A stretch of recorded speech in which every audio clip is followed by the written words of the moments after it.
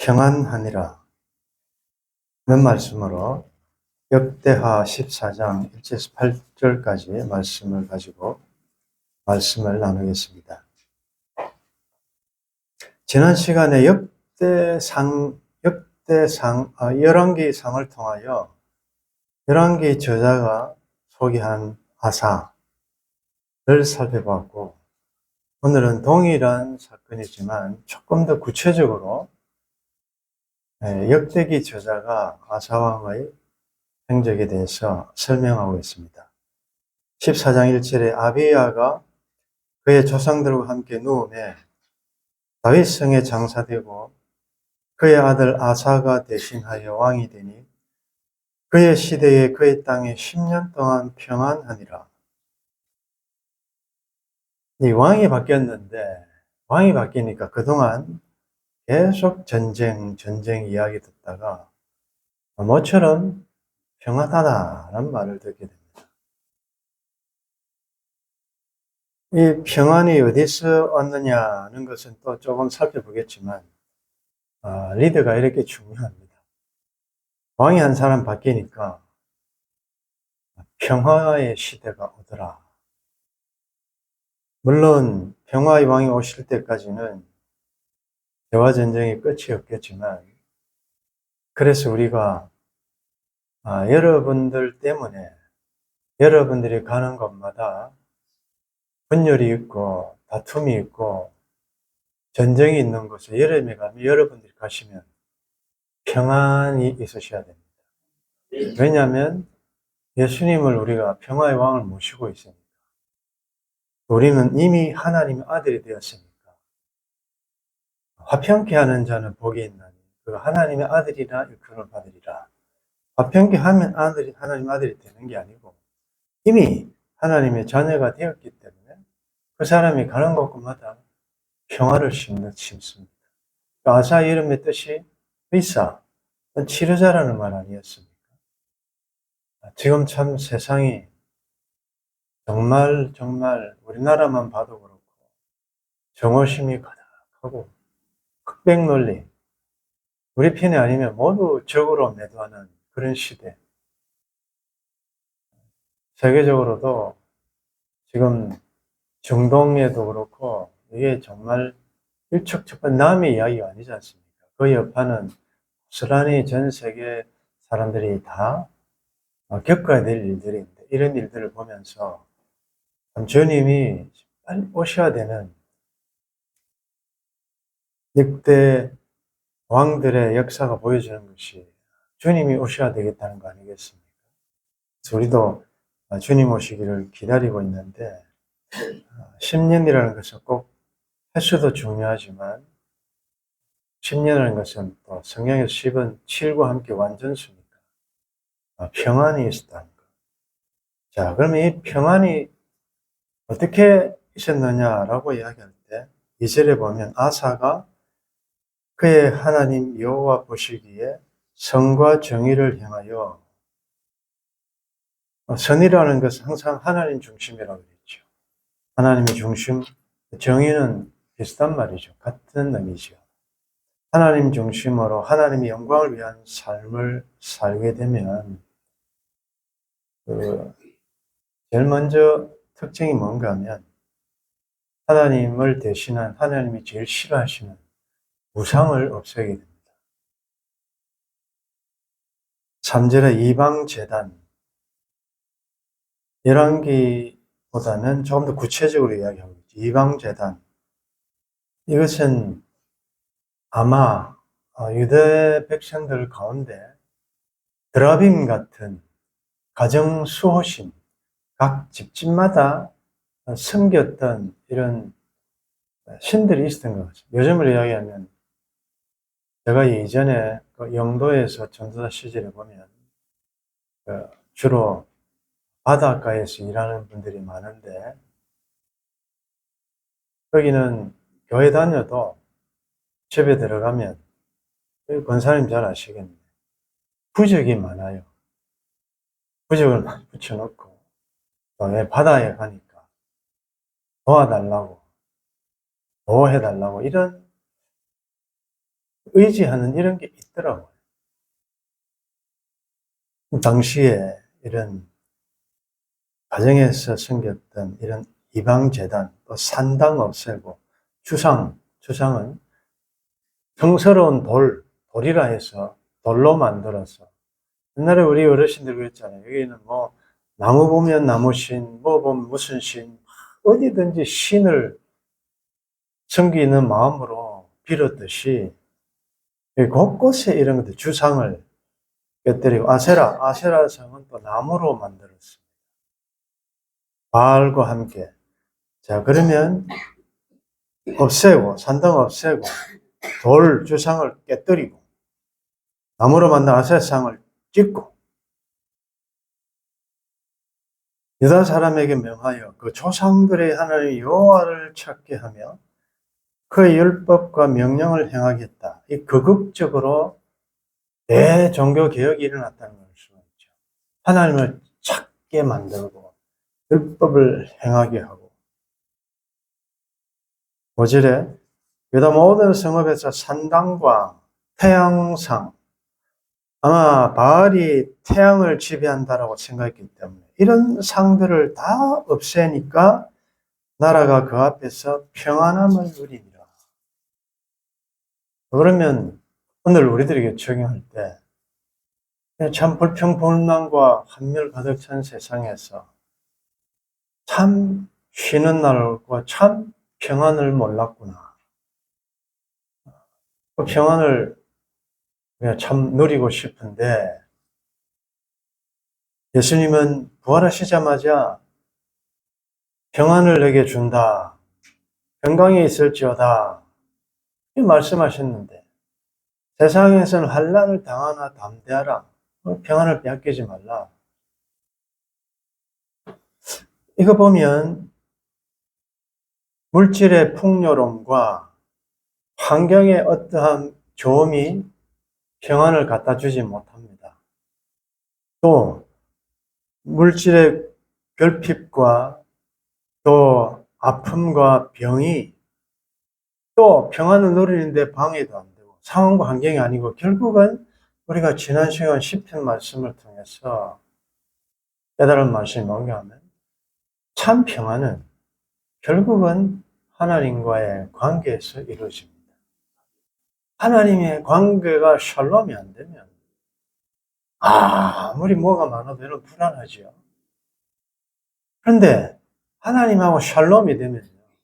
이 사람은 감옥에 가도 겁날 것도 없고 그러니 잠을 자죠. 베드로도 잠자고 감옥에 갇혀가 내일 사형당할지도 모르는데도 잠자는 것입니다. 평안하다는 말이죠. 왜?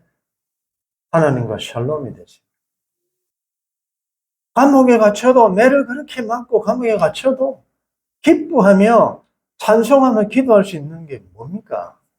그건 바울과 신라가 대단해서 그런 건 아니지 않습니까? 하나님과 샬롬이 돼. 하나님과 샬롬은 이미 예수님이 십자가를 지시고 죽으시고 부활하심으로 이미 됐는데 문제는 이걸 우리가 삶의 현장에서 누려야 되는데 못 누리는 이유는 뭐냐?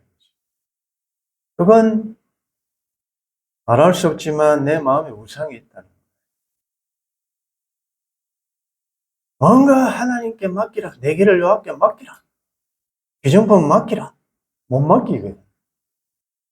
자기가 짊어지고 갈 수도 없는 무거운 짐을 땀 뻘뻘 흘리며 온갖 힘을 다해 애써봤자 불안한 거예요.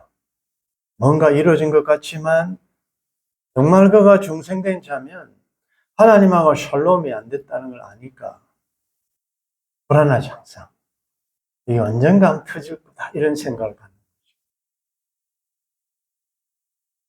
그래서 여러분들 이방재단 가족 안에 이런 드라빔 같은 자기만이 섬기는 이런 것들 그거 빨리 적발해야 되고 없애야 되고 깨뜨려야 되고 짓고 그 방법밖에 없습니다.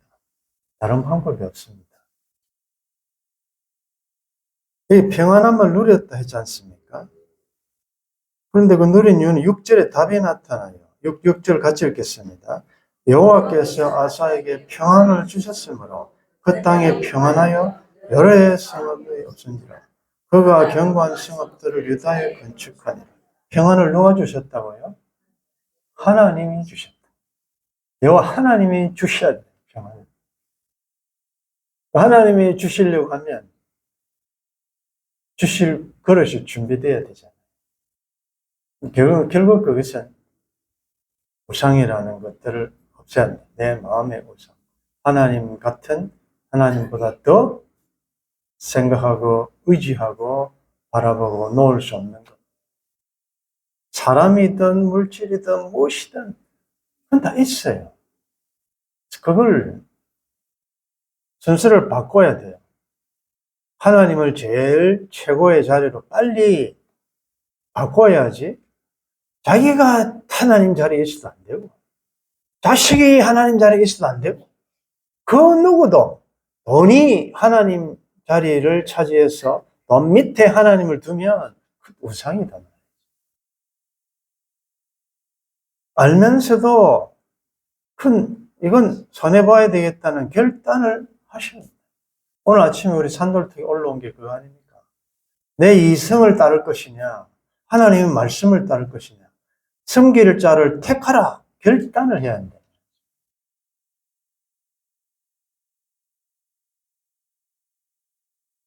하나님께서 여호와께서 평안을 주셨으므로 평안과 열의 싸움이 없는 것입니다.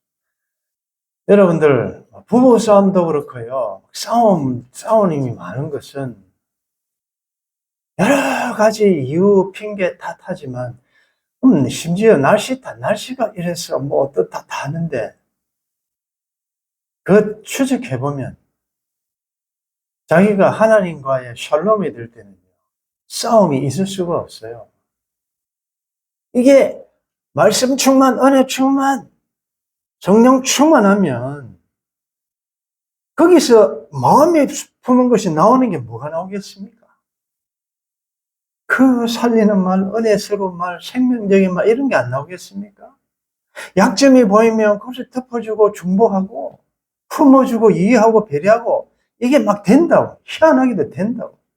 그런데 내가 그 충만하지 못하고 세상의 염려 걱정 지고 갈 수 없는 자기가 다 지고 이러니까 막 짜증나고 자기만 고생하는 것 같고 다른 사람들은 아무것도 손가락 안 하는 것 같고 막 모든 게 이렇게 불평이 가득 차.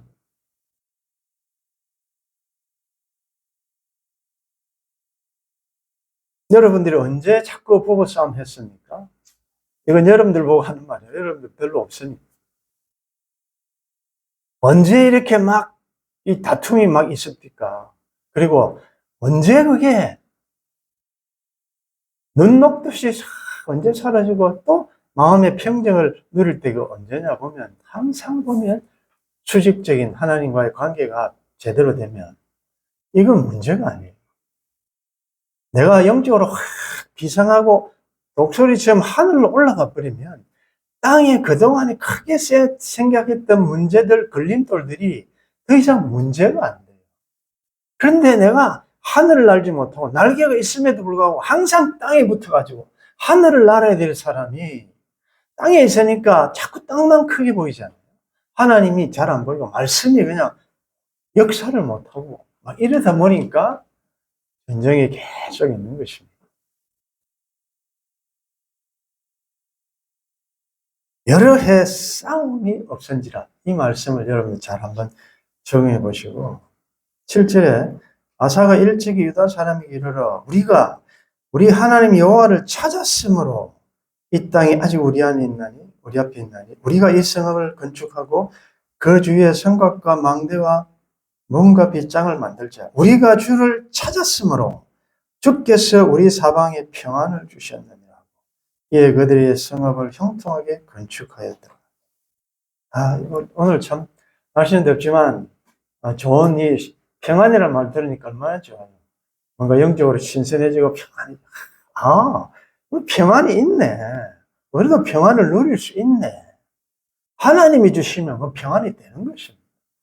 여러분들 상황이 아무리 지금 힘들고 그래도 하나님이 평안을 주시면 평안을 누리게 될 줄 믿습니다. 평안하니라. 하나님이 평안을 주시니까. 환경으로 평안을 만들려고 해보십시오. 그 조건이 사라지면 또 불안한 것입니다.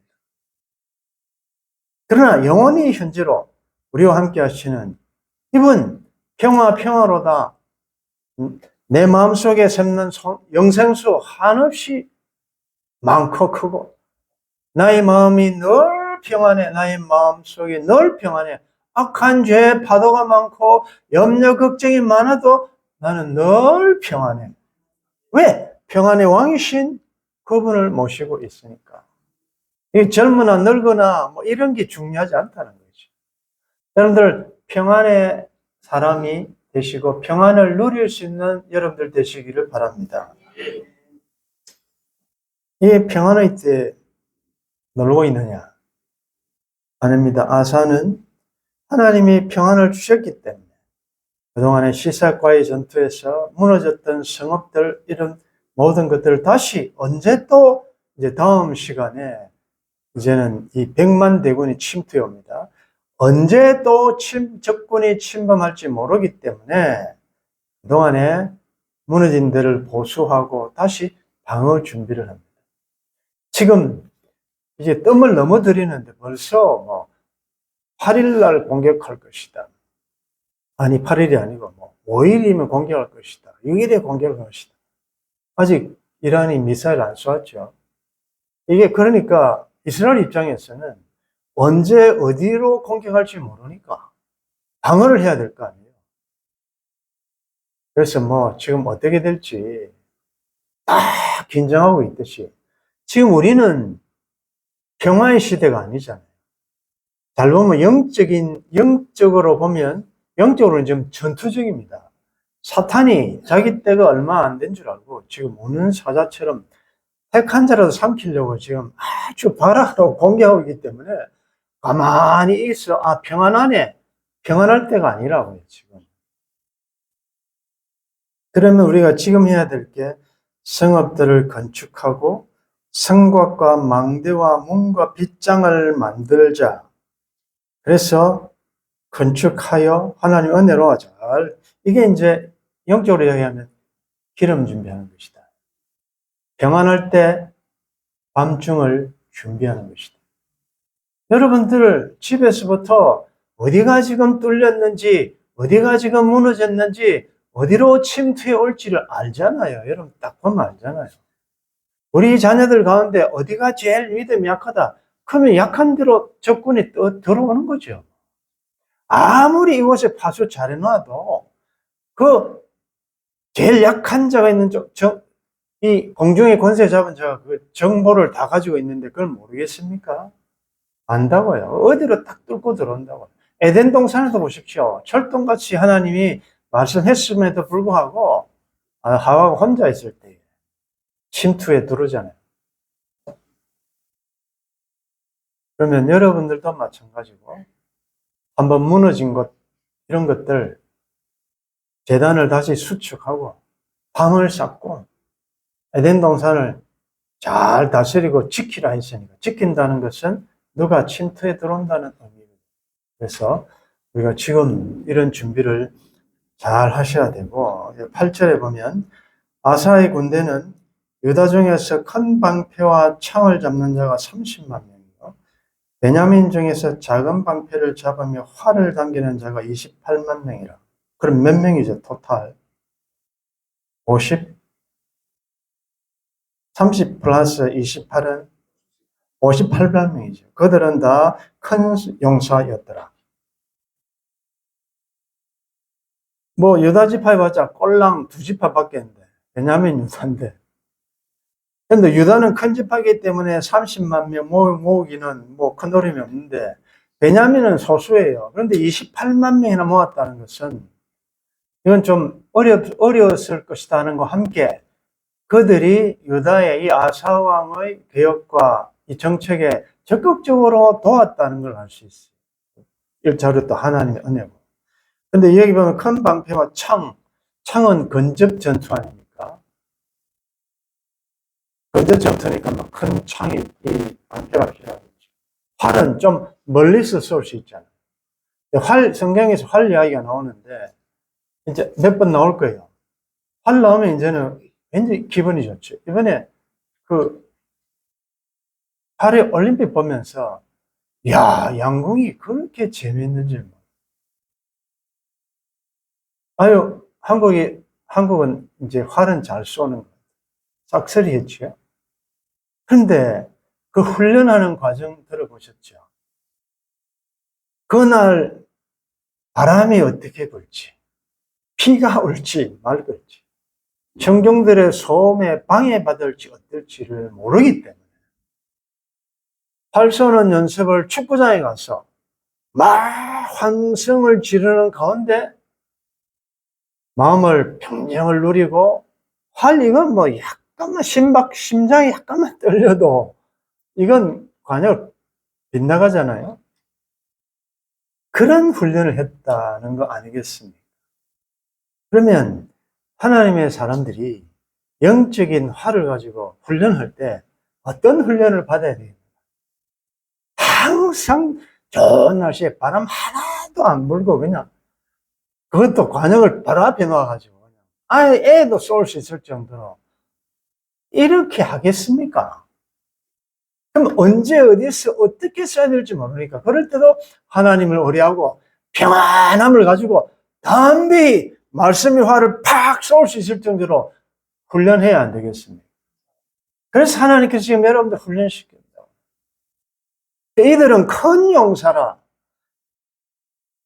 이전에 제가 말씀드린 참돌교회는 제자 훈련시키는 것이 아니고 군사 훈련시키는 것이라. 바로 제자 훈련을 넘어서 이제 영적 전투에 싸움에 익숙한 자를 만들어야지. 항상 제식 훈련을 하고 도의 초보를 버리고 완전한 데 나아가야 되는데 계속 찰싹거리는 얕은 물가에서만 오래 예수 믿어도 단단한 음식을 못 먹고, 그건 아니거든요. 그래서 좀 하나님께서 이제는 젖만 먹는, 우유만 먹는 그런 어른아이 신앙이 아니라 다양한 그동안에 훈련 많이 받아보셨잖아요, 여러분들. 그래서 막 넘어지기도 하고 피도 흘려보고 그러면서 이렇게 하나님께 이만큼 이제는 담력이 생겼지 않습니까? 이제 딱 사탄에 속한 이런 악한 무리들에 대해서 이제 심장을 딱 10점씩 맞춰야 될 거 아니에요. 이 사람은 어떨 때는 막 10점 한 2번 맞추되 그 다음에는 7점 맞추고, 이게 뭐 좋을 때는 잘 맞추더니 막 기분 나쁘면 막 완전히 막 가슴이 흔들려가지고, 이건 아니거든요. 심지가 견고한 자를 주께서 평강에서 평강으로 인도하신다. 네, 여러분들 그런 사람들이 되기를 바라고, 여기 보면 큰 방패, 창을 잡는 자, 작은 방패, 팔을 잡는 자. 여러분들 어느 은사가 어느 직분이 크고 좋으냐 구별이 없어요. 창을 잘 쓰는 사람은 창 훈련을 많이 해야 되고, 또 활을 잘 쏘는 사람이 있을 수 있고, 큰 방패에 익숙한 사람도 있을 수 있고, 작은 방패에 익숙한 사람도 있고, 그러나 또 교대로 어떤 걸 맡더라도 다 할 수 있는 전천후의 성도들이 되어야 되고, 다윗이 골리앗을 이기는 데는 무기가 중요한 게 아니었어요. 사울의 갑옷은 맞지 않아요. 자기가 평소에 하나님의 은혜로 물맷돌로 양떼를 지키던 바로 그것 가지고 이긴다고요. 그러니까 여러분들 다른 사람이 어떤 가지고 있는 거 부러워하지 마십시오. 여러분들이 가지고 있는 하나님 주신 그 은사를 날마다 준비하면 그것이 나중에 영적으로 여러분들이 저격수가 되는 것입니다. 다윗은 평소에 준비된 저격수라는 말을 쓰잖아요. 그는 그냥 우연히 이긴 게 아니고 평소에 늘 하던 대로, 이 관역만 오히려 더 크잖아요. 조그마한 것도 맞췄는데 이거 뭐 병치 이런 게 나오니까 이거 맞추기가 더 쉬운 거예요. 그래서 믿음의 눈으로 보면 여러분들 앞길을 막고 있는 큰 골리앗 같은 이런 장애물이 오히려 죽이기에는 더 쉽다는 거죠. 믿음의 눈으로 보면. 믿음의 눈으로 안 보니까 이스라엘 백성처럼 늘 기죽고 막 소리 한번 지르면 그냥 숨어버리고 이렇게 버리대잖아요. 오늘 이 아사시대에 하나님 주신 평안을 다시 한번 생각해 보면서, 이미 우리들에게 있는 평안, 다시 한번 너를 수 있기 위하여 가정 안팎으로 우상들을 꺾고 파괴하고 무너뜨리고 찢고 없애는 작업을 해야 될 것이고, 또 하나님이 평안을 주실 때 내가 잘났어가 아니라 우리가 주를 찾았으므로 주께서 우리에게 평안을 주셨다는 사실을 꼭 기억하시고 그 하나님께 영광을 돌릴 수 있기를 바라고, 그 다음에 평안을 주실 때는 그냥 흥청망청 놀고 있는 게 아니라 또 언제 또 이 사탄의 역전의 명수들이 또 침투해 올지 모르니까 잘 깨어서 각자 자기 지위를 잘 지키고 자기 처소를 잘 지키면서 언제 침투에 들어오도 항상 말씀으로 하나님의 전신갑주로 잘 방어할 수 있는 싸움의 영적 전투에 익숙한 여러분들이 될 수 있기를 바랍니다. 하나님 주신 평안이 여러분들 삶에 있기를 주의 이름으로 축원합니다. 왕이 바뀌니 그동안 전투에 피곤했던 백성들이 모처럼 그의 땅에 10년 동안 평안했습니다.